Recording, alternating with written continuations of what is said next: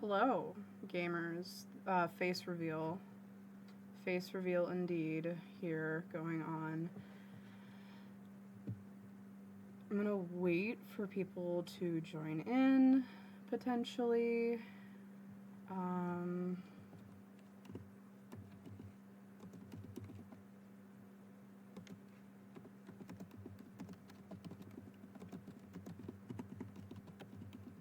yep, that works. Maybe I should have two monitors right now. That probably would be really easy for me. I can do that. It's just I don't want to, you know? Today we are reading Principles of Communism once I get there. And I will have to read it from this just because, I am silly and I don't have the thingy, at all, actually. Rip. Anyways, so we have a theory list. I'm going to be starting with Principles of Communism, and then we're going to be doing the Communist Manifesto. I figured that would be the best way to do it for historical sake, because Principles of Communism technically was completed and actually is the first draft of the Communist Manifesto. And also, I haven't actually read the Communist Manifesto myself, which is bad communist of me, but it's whatever. And then hopefully some people will join in the reading and discourse group chat, VC, and we'll be vibing.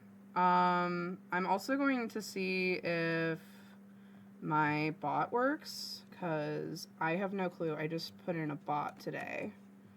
So hopefully if you type in... Oh no, why aren't you...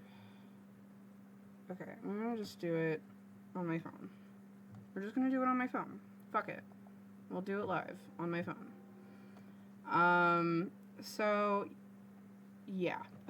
Let's do this real quick. Where's Twitch on my phone? There we go. Profile, my channel. I can just go here. Theory. Uh-oh, why is it not working? Can I, what do I do? Join channel. Okay. /mod.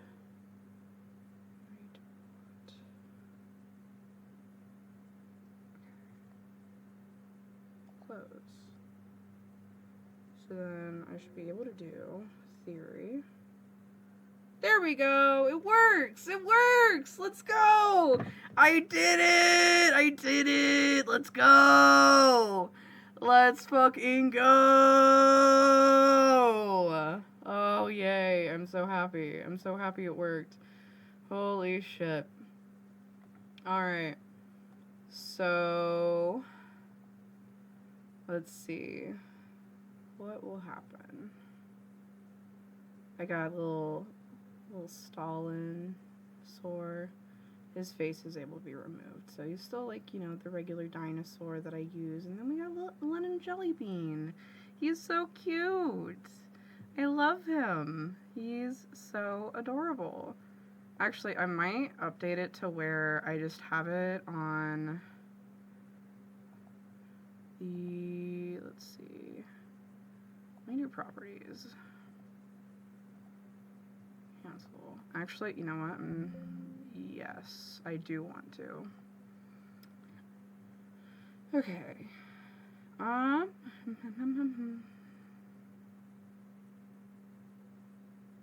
Can I go to the general thingy?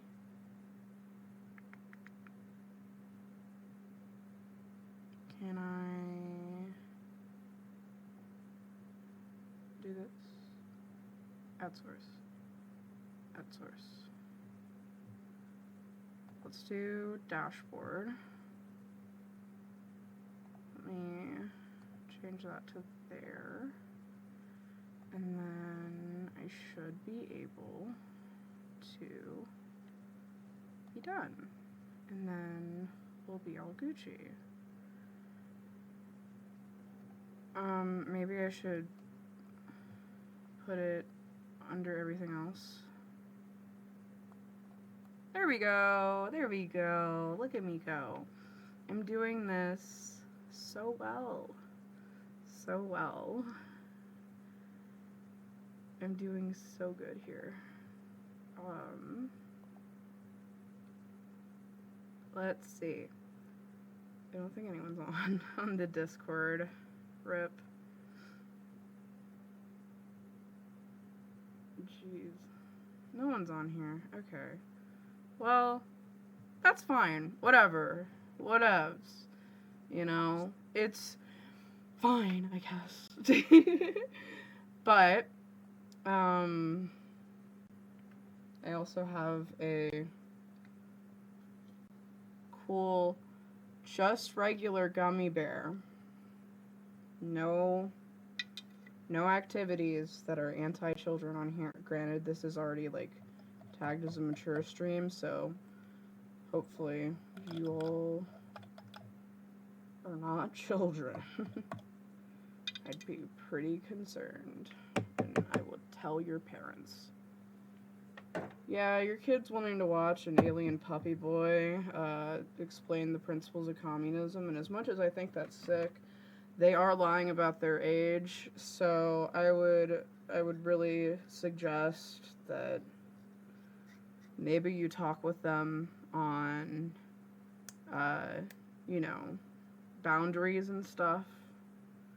Because, I mean, you know, the more kids learn about boundaries and about, like, that they can say no, and that does mean parents, they will say no to you. But sometimes you need to hear a no. You need to be told, no, I don't want to do that. And then you can question, is this actually, you know, is this something that is genuinely going to be a thing that is helpful to my kid and I can explain it to them, or, you know, whatevs. Is this going to be a helpful thing to force my kid to do? Such as if your kid says, no, I don't want to take my meds, you can maybe dissect into why they don't want to take their meds, etc. Instead of thinking that you own your children. So if you are a child, Jesus Christ. Hello,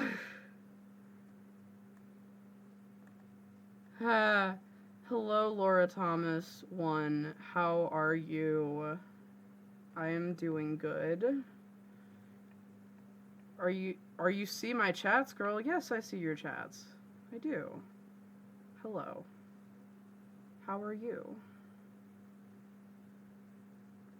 That's good. That's good. Heck yeah, let's go. Always glad to be a good stream. I do not stream daily. I might eventually end up doing that, but I'm actually getting a new job soon, so who knows. Thank you. Thank you so much. Today we're going to be reading some theory. I know that theory is, like, I'm, from Ohio. I don't know how comfortable I am with answering everything. But we're going to be reading... Oh, cool. Virginia's a really pretty place, I'm gonna be honest. I like the mountains that are in, like, the, I guess, more so western part. Oh, thank you. But hell yeah, that's cool. But yeah, so we're going to be doing theory.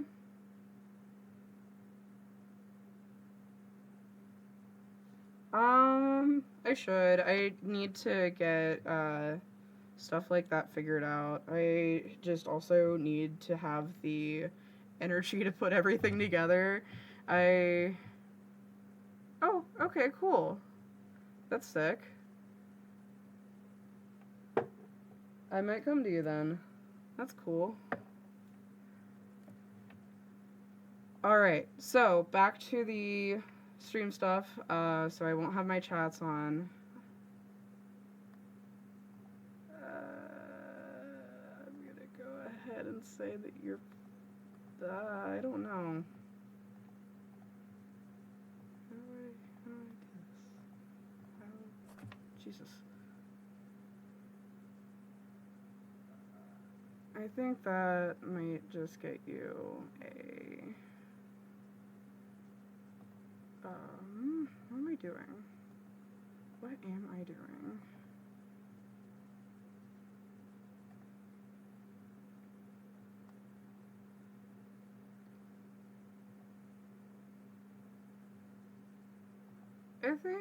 I think I'm gonna block you, actually.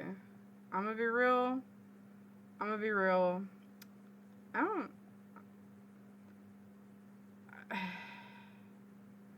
I'm just particularly not a fan of, like, people who will see, like, any small creator. And I'm not comfortable with handing out stuff like that, you know? If I could just move this the fuck away, that'd be great. Yeah, we're just not gonna do that.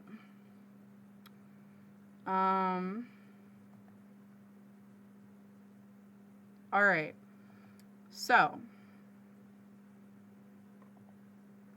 Principles of Communism by Frederick Engels. It's from 1914. It's like pretty much the first draft of the Communist Manifesto.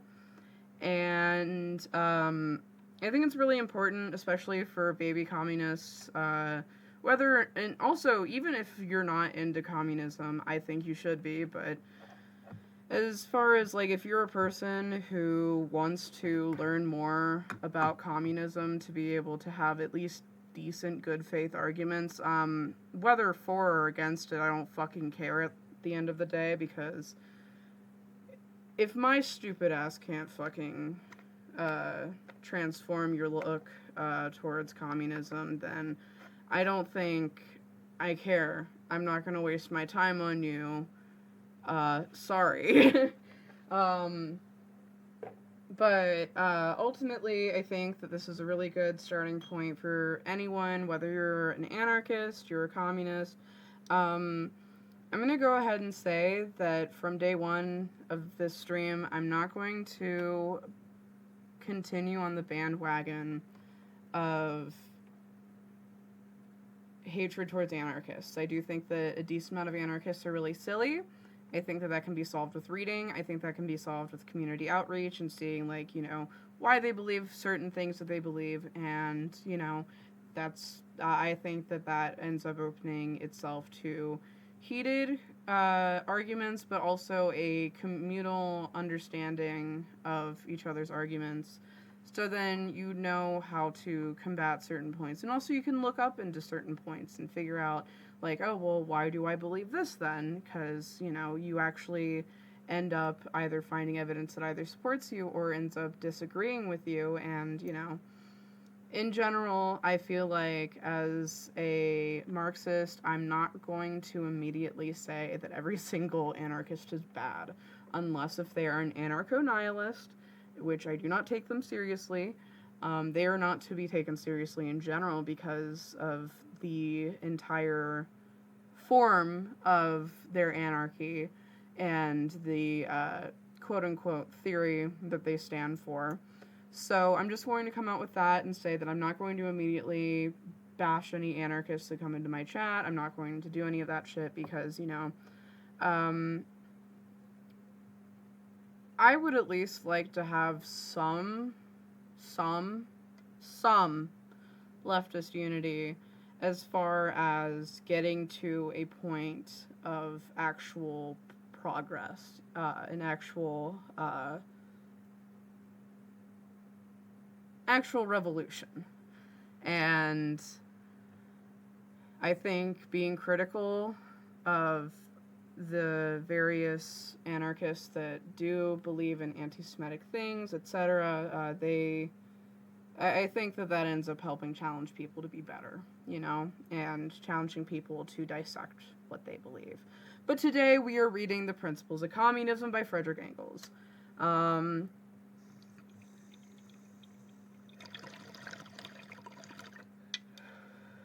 Whoops. I'm not sure if there's an introduction at all. It's been like a year since I've read this. Well, actually, no, it's been a little bit less than a year. But somewhere around there, I read this with my boyfriend not too terribly long ago. And at a certain point, I will have to pop downstairs to go grab my boyfriend's food and make it for him, because he's coming home for work, or from work for lunch. Alrighty. I can't read any of that. So, number one, what is communism? Communism is the doctrine of the conditions of the liberation of the proletariat. And it's, I mean, yeah. Duh. What is the proletariat? The proletariat is that class in society which lives entirely from the sale of its labor and does not draw profit from any kind of capital, whose weal and woe, whose life and death, whose sole existence depends on the demand for labor. Hence, on the changing state of business, on the vagaries, I think is the correct word, of unbridled competition, the proletariat, or the class of proletarians is, in a word, the working class of the 19th century. And with how we talk about proletariat and like proletarians, people get kind of stuck on whether or not like a barista is a proletariat. And they are.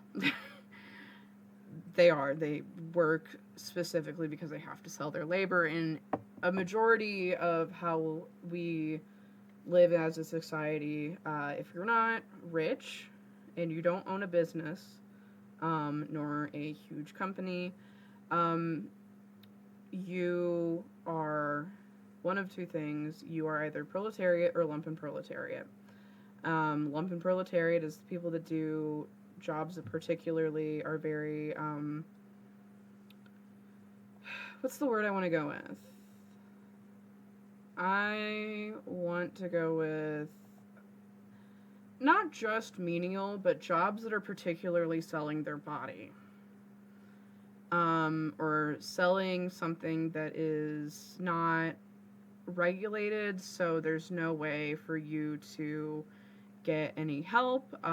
So, for instance, prostitution, and sex work in general. If we all agree that all work is coercive and sex work is work, what does that make sex work? Sex work then is also coercive. And what is sex under coercion? Rape. So it's one of those occupations that they do not have actual protection. Prostitutes in general do not have actual protection. They are frowned upon by society, and because of the frowning upon them and the willingness to just kind of kick them to the side, much like how we treat homeless people as well, they are also part of the lumpen proletariat. We end up forcing prostitutes to the side rather than offering them help. And we can see this in how a lot of the sex work as work movements are not at all really critical of the sex work industry, at least in my experience. You could probably point out several places that are, like, against the sex work industry, but are pro-sex worker. I am pro-sex worker, not pro-sex industry. So it's one of those things of where, like, we put it on a pedestal of, like, actually, no, the only way to stop, this continual hatred towards sex workers is to just say that sex work actually makes you a lot of money, and let's not at all do anything to try to, regulate the business practice at all, because it makes money for, the bourgeois, because they're the ones that own OnlyFans, they're the ones that own Pornhub, they're the ones that, run a brothel, they do this shit. They are the ones that are profiting from the bodies of other women, or the bodies of other people in general. So, there's that. Because I've kind of forgotten the rest of my point, we're just going to hop to number 3. Proletarians, then, have not always existed. No, there have always been poor and working classes, and the working class have mostly been poor. but there have not always been workers and poor people living under conditions as they are today. In other words, there have not always been proletarians any more than there has always been free, unbridled competitions. I think what he's particularly talking about there is the difference between how states are now versus how it used to be kingdoms. Kingdoms technically are kind of like states in the way that they do offer pushback against any class disturbance, we'll go with. But they, at the very least, were like kind of, I don't know, acknowledging the class problem, I guess. I'm probably wrong on that specific part, but with how it used to be like with feudalism and the time of like kings and kingdoms and shit, it's the state that particularly, that upgrade from feudalism to statehood, and like statism, I think is the correct word. I'm not sure. The upgrade from that to where we are now is drastically different, and makes it to where instead of like, you know, oh, well, they don't really have a real place, like, you know, like they are working class, sure, but they are working class in the way of that they don't really get, like, they I don't know. I don't know. I'm stupid. But they particularly, the difference between then and now is that factory work, and particularly work that is meant to seem menial, replace skilled work. And skilled work still exists. Obviously, people will still buy, you know, like clothing made from actual looms and stuff that a person, you know, weaves the fabric, and it's not just a machine or anything. So, like, you do have that. But it's a lot less. People are less likely to buy from them, and so stuff like Shein, and all that shit, those jobs with quote-unquote menial tasks end up being propped up significantly further, to where people, even if they were wanting to sew, like, they don't have to know how to sew. They just need to know how to press a button. And so their entire labor is particularly the only thing that allows them to live, because they have to sell their labor. They aren't selling goods to where they could sell the goods specifically for how much it cost for them to actually prepare it or whatever. They are only getting sold a specific smaller amount to what the owner of the factory, for instance, is making. They are not selling a product because they want to. They are selling it because they have to. This also goes with construction work. Even if a building would not necessarily be, you know, not used by a construction worker, they still have to work there, even if it doesn't matter to them. And with farm work, specifically with farmhand work, even if the farm workers are too poor to buy the very food that they are harvesting, it doesn't matter, because that's the only thing that's allowing them to live in the society, is because of the work that we consider very menial as a society exists. Whereas it's just weird. It's just weird, and maybe I described that really wrong. I hope not. I hope I have a good grasp, but I'm sure that when I share this on YouTube, people will let me know, and I will randomly be called a bunch of words, and that's okay. How did the proletariat originate? The proletariat originated in the Industrial Revolution, which took place in England in the last half of the last 18th century, and which has since then been repeated in all the civilized countries of the world. This industrial revolution was precipitated by the discovery of the steam engine, various spinning machines, the mechanical loom, and a whole series of other mechanical devices. These machines, which were very expensive and hence could be bought only by big capitalists, altered the whole mode of production and displaced the former workers because the machines turned out cheaper and better commodities than the workers could produce with their inefficient spinning wheels and hand looms. The machines delivered industry wholly into the hands of the big capitalists and rendered entirely worthless the meager property of the workers, tools, looms, etc. The result was that the capitalists soon had everything in their hands and nothing remained to the workers. This marked the introduction of the factory system into the textile industry. Once the impulse to the introduction of machinery and factory system had been given, this system spread quickly to all the branches of industry, especially cloth and book printing, pottery, and metal industries. So, like I was saying, labor was more and more divided among the individual workers, so that the worker who previously had done a complete piece of work now only did a part of that piece. This division of labor made it possible to produce things faster and cheaper. It reduced the activity of the individual worker to simple, endlessly repeated mechanical motions, which could be performed not only as well, but much better by a machine. In this way, all these industries fell, one after another, under the dominance of steam, machinery, and the factory system, just as spinning and weaving had already done.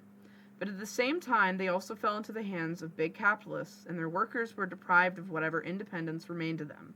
Gradually, not only genuine manufacture, but also the handicrafts came with the province of the factory system, as big capitalists increasingly displaced the small master craftsmen by setting up huge workshops, which saved many expenses and preceded an elaborate division of labor. This is how it has come about that in civilized countries at the present time nearly all kinds of labor are performed in factories, and in nearly all branches of work, handicrafts and manufacture have been superseded. This process has, to an ever greater degree, ruined the old middle class, especially the small handicraftsmen. It has entirely transformed the condition of the workers, and two new classes have been created, which are gradually swallowing up all the others. These are the class of big capitalists, who in all civilized countries are already in almost exclusive possession of all the means of subsistence, and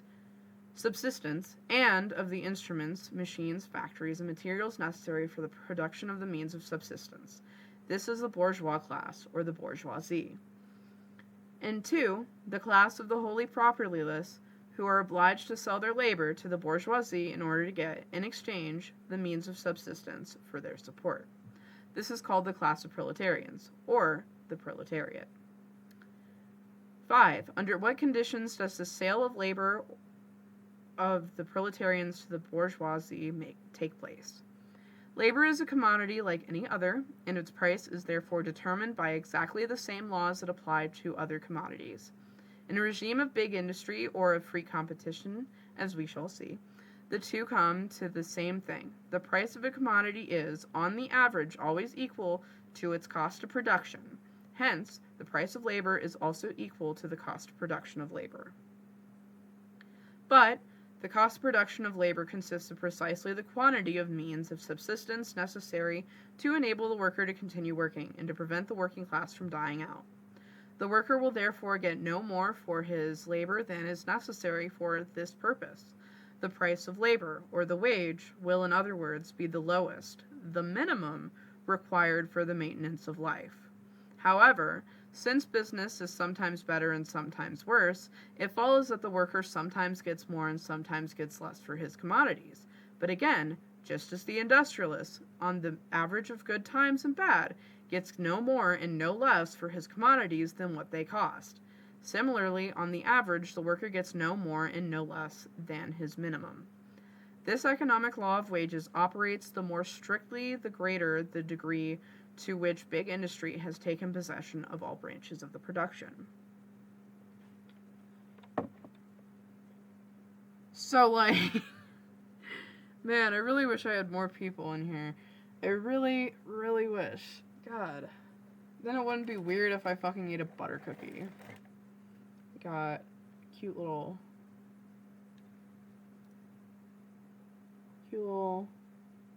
dude. He's cool.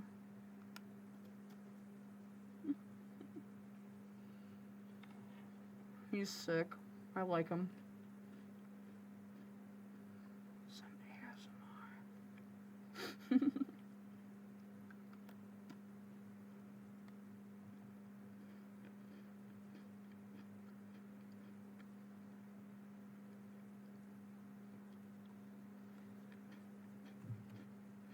Alright. It's my cookie. That's my treat.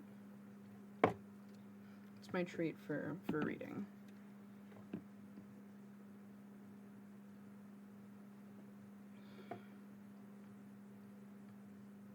Yummy. So, alright. Basically, this is the reason why the minimum wage hasn't really changed. But also, this is where we get into, like, the idea of, like, late-stage capitalism, I feel. Of where, like, it's killing off the working class, but because we are all seen as, like, disposable, pretty much, it makes it harder for, people to care that much. So, like, even though people, millions of people in America were dying from COVID, and the only real chirping about it was, like, oh, well,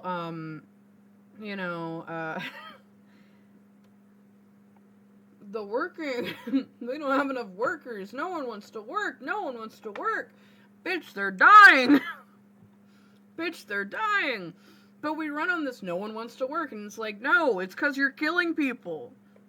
It's because people are realizing that they get just as much money, vaguely, from the government if they were on unemployment than having to bust their ass for your fucking stupid company that might fucking pay them $10 an hour. Like, come on. Let's be honest here. We're at a point in time where people are inevitably getting really fucking pissed off by the fact that they are not getting paid enough. They are not able to afford things. They can't afford housing. They can't afford an apartment. People think that, oh, wow, imagine having rent control and hating your landlord still.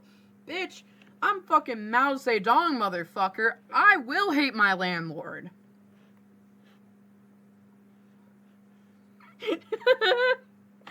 But I will! And it's insane how much we are just in the denial that we are in hell. We are in severe denial that we are in hell. We love complaining about automation, but at the same exact time, we don't complain about why automation means that we don't get paid. Why automation means that, like, workers shouldn't be paid.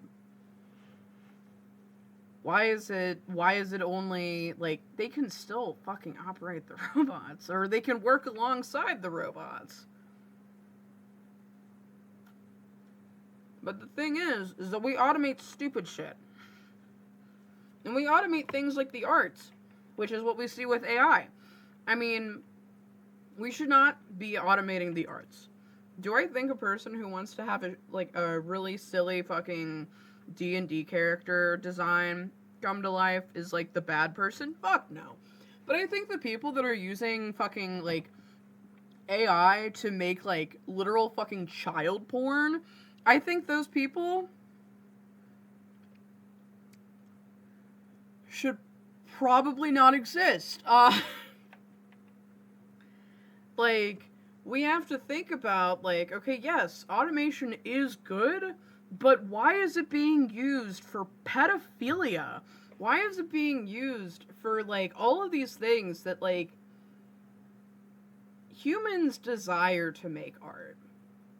Even if you think that, oh, I don't like art, I don't do art, I'm not artistic.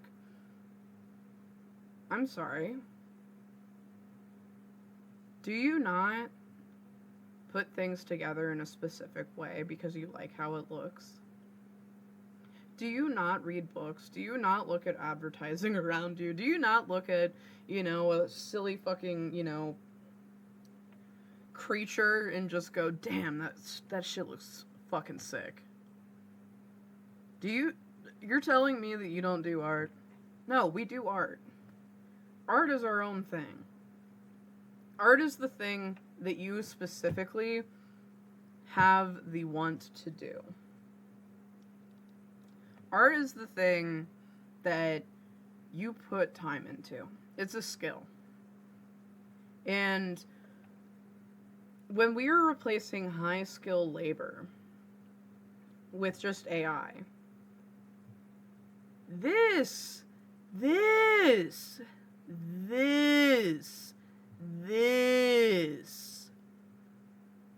takes place. What ends up happening is that we just end up taking advantage of high-skilled labor and then act as if, oh, well, it was low-skilled the entire time. And not to mention, because of the fact that we make all of our fucking, like, tasks that, like, the average worker does in America, because we don't primarily have factory jobs here. We don't. The most common task that a worker is going to get is something that a robot can do. How I know this is because self-checkout exists, but we still have cashiers. We still have cashiers because it makes much more money to not automate everything because some people are dicks. I don't care about them. It sucks. And when you could have people that are, like, you know, setting up recipes and shit for, like, people to, like, learn how to make food, setting up classes and all of that, you know, at a grocery store, that would be sick as hell. But we don't want to automate everything because, well, how are we going to be able to qualify not buying more, you know, self-checkout machines? We're not going to say that that's a good thing when we can just say, oh, well, it makes more sense for us to have 3 extra cashiers that get treated like shit all the time by people who just don't like machines. And, you know, like with fucking McDonald's and shit, like, we justify them having a low wage because, well, you're just flipping burgers, or, oh, you're just tossing in some fries. I'm sorry.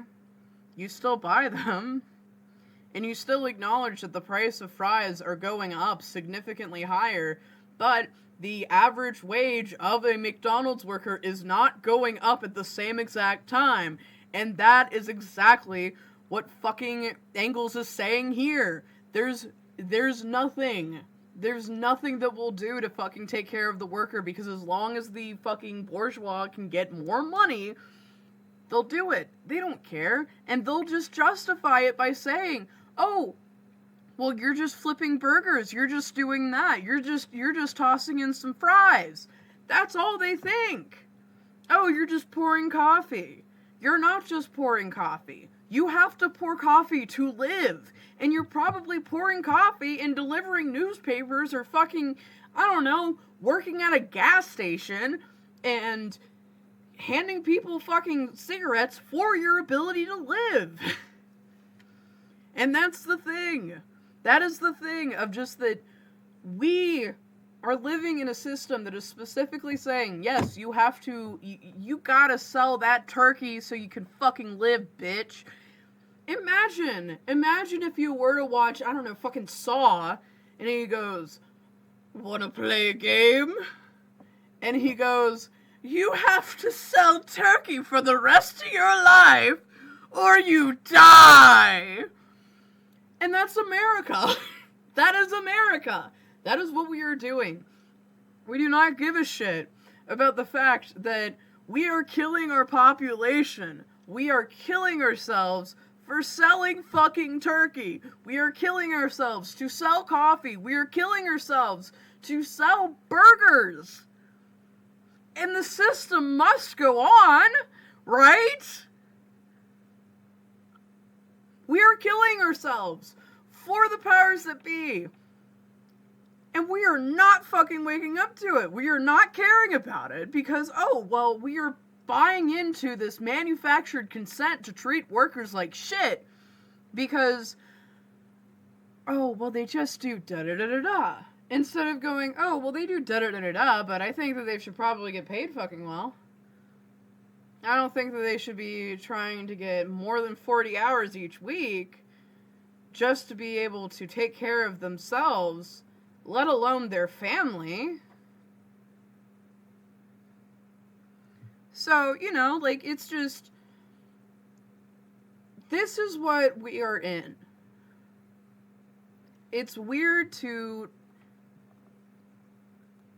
act as if we live in a society. We live in a society. We live in a fucking society. And the way how we live in the society is specifically in a way that particularly kills us. Capitalism, in my opinion, is a death cult. Any poor person who thinks that they have more in common with, like, Trump, or even with Kamala, they don't fucking understand the world that they live in. They don't understand. They only see a person who has charisma, who is able to say, yeah, I'm just like you. I'm just like you. And the reason why Trump particularly won, and I'm going to go off topic on this, is because he specifically, as Hassan said, he specifically said that Trump went out anywhere that he thought he could get like 10 votes, or even just like 3. He campaigned as if his life depended on it. So, when we see these people who are like, oh yeah, I'm just like you, but you end up realizing that, oh, well, no, they think $10 million or $1 million even is a small loan. And so it's like the people that think that they are just like the bourgeois, the fucking, the rich people, the 1%, the people that believe that they are just like Donald Trump or that he is just like them are living in the idea that they are just a disgraced billionaire or they're a disgraced millionaire, And they don't actually understand that, like, no, that billionaire wants you to sell him burgers without even caring about if you're able to buy the burger that you're fucking selling. He doesn't care. He doesn't give a shit. So he just wants you to make burgers. That's all they want. So it's like, one thing I will say to a majority of, like, the kids that I work with is that, like, yeah, no, you really, like, you are a child. You do not have as much agency over your life like I do. You do not. And you should not care that a manager is trying to get agency over your life. And we already live in a world where parents, quote unquote, own their children. So,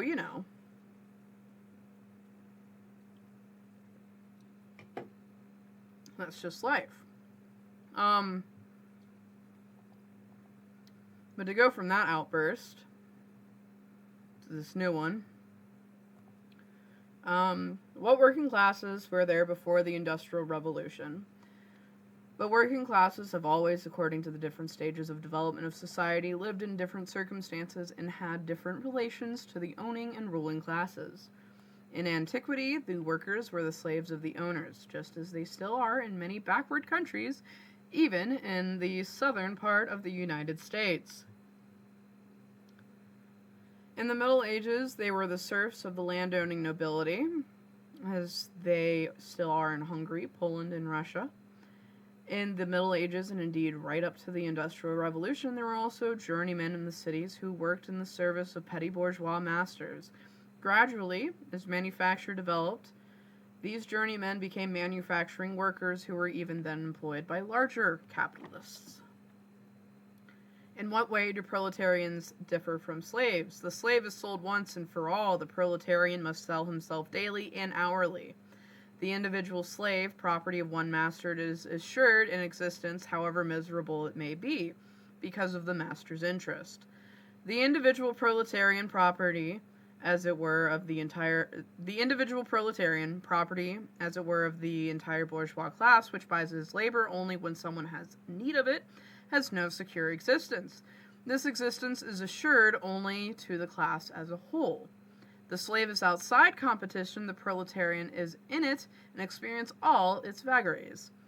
The slave counts as a thing, not as a member of society. Thus, the slave can have a better existence than the proletarian, while the proletarian belongs to a higher stage of social development and himself stands on a higher social level than the slave.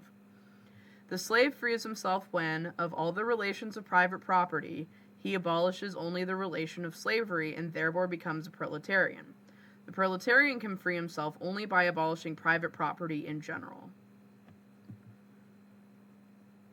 So basically, a enslaved person is able to basically only be able to buy their freedom and then become a part of a different class that is still not free, you know? But yeah. In what way do proletarians differ from serfs? The serf possesses and uses an instrument of production, a piece of land in exchange for which he gives up a part of his product or part of the services of his labor. The proletarian works with the instruments of production of another for the account of this other in exchange for a part of the product. The serf gives up, the proletarian receives. The serf has an assured existence, the proletarian has not. The serf is outside of competition, the proletarian is in it. The serf liberates himself in one of three ways. Either he runs away to the city and there becomes a handy craftsman, or instead of products and services, he gives money to his lord and thereby becomes a free tenant, or he overthrows his feudal lord and himself becomes a property owner. In short, by one route or another, he gets into the owning class and enters into competition. The proletarian liberates himself by abolishing competition, private property, and all class differences. In what way do proletarians differ from handicraftsmen? In contrast to the proletarian, the so-called handicraftsman, as he still existed almost everywhere in the past 18th century, and still exists here and there at present, is a proletarian at most temporarily. His goal is to acquire capital himself, wherewith to exploit other workers. He can often achieve this goal where guilds still exist or where freedom from guild restrictions has not yet led to the introduction of factory-style methods into the crafts nor yet to fierce competition. But as soon as the factory system has been introduced into the crafts and competition flourishes fully, this perspective dwindles away and the handicraftsman becomes more and more a proletarian. The handicraftsman therefore frees himself by either becoming bourgeois or entering the middle class in general, or becoming a proletarian because of competition, as is now more often the case. In which case he can free himself by joining the proletarian movement, i.e., the more or less communist movement. Oh, we got 14 more pages. We got 14 more pages. Okay, let me do that. Okay. I didn't want that. I wanted to X that out. And then we're going to do a fun thing called a break. So I'm putting up the... Uh-oh. Come on.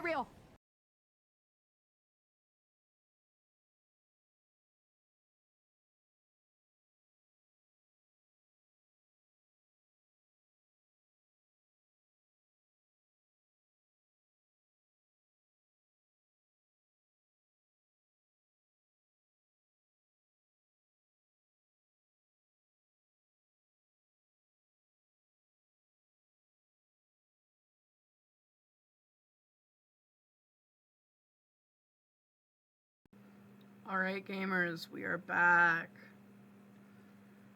We are no longer just chilling out for a moment. Alright. In what way do proletarians... Alright, gamers, we are back. Uh-oh.